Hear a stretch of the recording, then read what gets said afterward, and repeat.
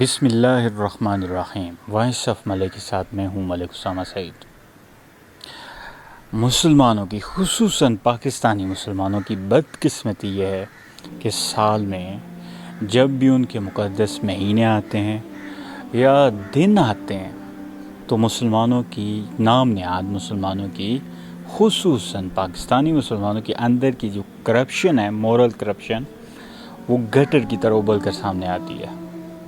افسوس کی بات ہے، سارا سال یہ شیطان کی پیروی میں اتنے مصروف ہوتے ہیں کہ ان کو موقع ہی نہیں ملتا ایک دوسرے کو۔ ٹھیک ہے، وہ سیاسی معاملات میں لعنت ملامت کرتے ہیں، لیکن اتنا کیچڑ، اتنی غلاظت ان کے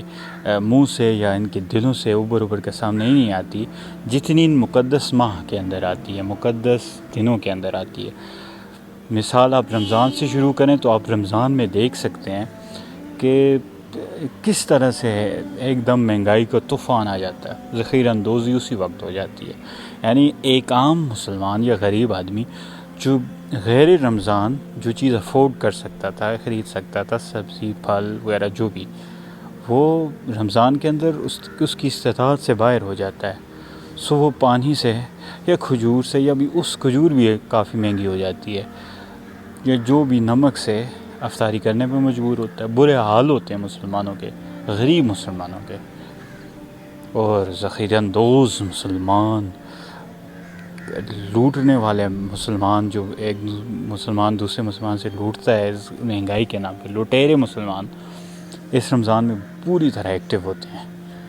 یہ بھی ایک مقدس مہینہ ہوتا ہے۔ افسوس کی بات یہ ہے کہ باہر کے ممالک میں عیسائی ہوں، یہودی ہوں، وہ اپنے مقدس ماہ میں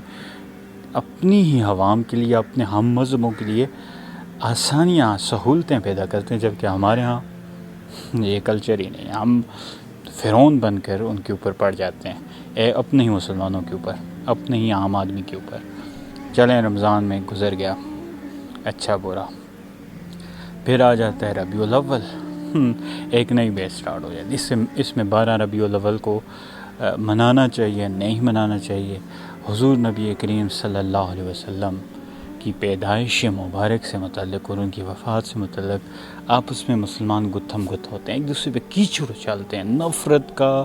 ایک طوفان ہوتا ہے جو اس ماہ میں دیکھا جاتا ہے۔ بہرحال پھر بھی یہ کسی سطح پہ آ کے رک جاتے ہیں، جو بھی وجوہات ہوں گی، کیونکہ دین کے دائرے سے بھی باہر نہیں نکلنا چاہتے یہ نام نہاد مسلمان، سو اپنے آپ کو کسی نہ کسی سطح، کسی حد پہ جا کے روک ہی لیتے ہیں۔ پھر آتا ہے تیسرا سب سے اہم مہینہ، ماہ محرم کو ہوتا ہے۔ آغاز سے لے کر جب تک یہ ایک چاہے آپ کہہ سکتے ہیں مٹ تک نہیں پہنچ جاتا، تعصب، نفرت اور جہالت کا ایک طوفان اٹھتا ہے، جس میں نام نہاد مسلمان آپس میں گتھم گت ہوتے ہیں، ایک دوسرے کے خلاف، ایک دوسرے کے اکابرین کے خلاف، ایک دوسرے کے علماء کے خلاف، ایک دوسرے کی عظیم ہستیوں کے خلاف کیچڑ اچھالتے ہیں، اور ایسا کیچڑ کہ اللہ کی پناہ۔ مطلب سارا سال یہ شیطان کی پیروی میں اس قدر مصروف ہوتے ہیں کہ ان کو شاید آپس میں لڑنے کا اوسا موقع نہیں ملتا سوائے سیاسی لڑائیوں کے، جیسا ان کو مذہبی لڑائیوں میں ایک دوسرے پہ کیچڑ چھاڑنے میں موقع ملتا ہے۔ سو ماہ محرم میں یہ پیک تک پہنچ جاتے ہیں۔ سب سے بری چیز ہے ایک دوسرے کے اکابرین کو برا بھلا کہنا، نفرت کا اظہار کرنا، گالم گلوچ کرنا، یہ تو انتہا ہو جاتی ہے۔ ہمارا دین، قرآن، سنت، قرآن تو ہمیں کہتے ہیں کہ کسی غیر مسلم کے جھوٹے خدا کو گالی نہ دو، اور اس مہینے میں، ماہ محرم میں، ہم تو نہیں کہہ سکتے، نام نہاد جاہل مسلمان ایک دوسرے کے معزز اکابرین کو، عظیم ہستیوں کو اس طرح بلا جھجک برا بھلا کہہ رہے ہوتے ہیں کہ افسوس، ایک دو آدمی یا بہت قلیل مطلب آپ کہہ سکتے ہیں اقلیت کسی ہستی کو ماننے والی ہو، اس کے پیچھے چلنے والی ہو، تو پھر آپ اس کو برا بھلا کہیں تو چلیں، لیکن مسلمانوں میں آدھی سے زیادہ آبادی، اربوں کے مسلمانوں میں آدھی سے زیادہ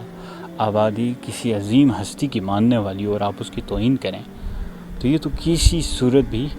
قابل قبول نہیں ہے۔ آپ کو دیکھیے قرآن کی تعلیم کیا ہے، قرآن ہو، رسول صلی اللہ علیہ وسلم کی ہستی ہو، ان کی تعلیمات ہمیں کیا بتاتی ہے؟ یہ بتاتی ہے کہ شیطان سے پناہ مانگی جاتی ہے، ہر وقت شیطان پہ لعنت نہیں بھیجی جاتی ہے۔ قرآن نے یہ ہمیں یا رسول اللہ صلی اللہ علیہ وسلم یہ ہمیں تعلیم تو نہیں تھی کہ ہر وقت شیطان کے ذکر سے اپنی زبان کو سیراب کرتے رہیں، اس شیطان پہ لعنت بھیج کے جتنی وقت آپ شیطان پہ لعنت بھیج کر ضائع کریں گے، اس سے بہتر نہیں کہ اپنے حبیب صلی اللہ علیہ وسلم اور اس طرح جتنی عظیم ہستیوں پہ درود و سلام بھیج کر اپنے وقت کو قیمتی بنائیں، بجائے اس کے کہ آپ اپنی زبان کو اپنے دشمن کی بدخوئیوں سے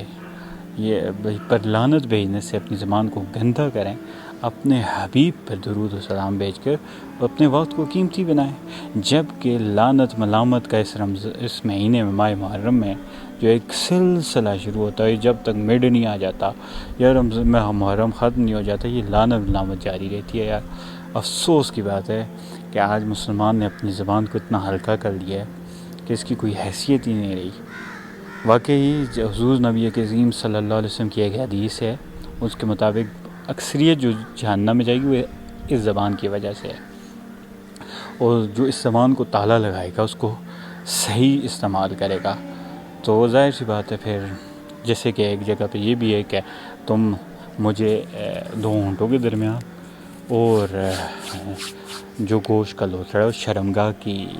جو حفاظت ہے اس کی ضمانت دو، میں تمہیں جنت کی ضمانت دیتا ہوں۔ یہ اللہ کے رسول صلی اللہ علیہ وسلم کی تعلیمات ہیں۔ اور جب کہ ہمارے ہاں کیا ہوتا ہے کہ جہالت کا ایک سلسلہ ہے جو صرف اس زبان سے، جو بھی کراچی میں حالت ہوئی ہے بارش کی وجہ سے گٹ روبل بول رہے ہیں، ویسے انسان آج کل کے انسانوں کے سینوں سے جو گٹ روبل رہے ہیں نفرت کے، انسان کے ہیں یا نہ کہیں ان لوگوں کو جن کے سینوں سے نفرت کے گٹرو بولتے ہیں، تعصب کے گٹرو بولتے ہیں۔ افسوس کی بات ہے کہ بات ہم کہاں پہ کرنا چاہ رہے تو کہاں چلی گئی، لیکن ہم بات کو کنکلوڈ کرتے ہیں کہ ایک تو تعصب، نفرت، جہالت، یہ ساری چیزیں ایسی ہیں جو انہی ماہ مقدس کے اندر کی جاتی ہیں مسلمانوں کی، خاص طور پہ ان کے لیے مسلمانوں کے لیے انتہائی شرم کا مقام ہے۔ یہی تو ہم کہہ رہے تھے، توبہ کرتے ہیں، واپس سیدھے راستے پہ آتے ہیں تو اللہ ان کی مدد فرمائے گا، نہیں تو ایسے ہی دنیا میں ذلیل و خوار ہوں گے اور آخرت میں ان کا ٹھکانہ منافقوں سے بھی نیچے ہوگا شاید۔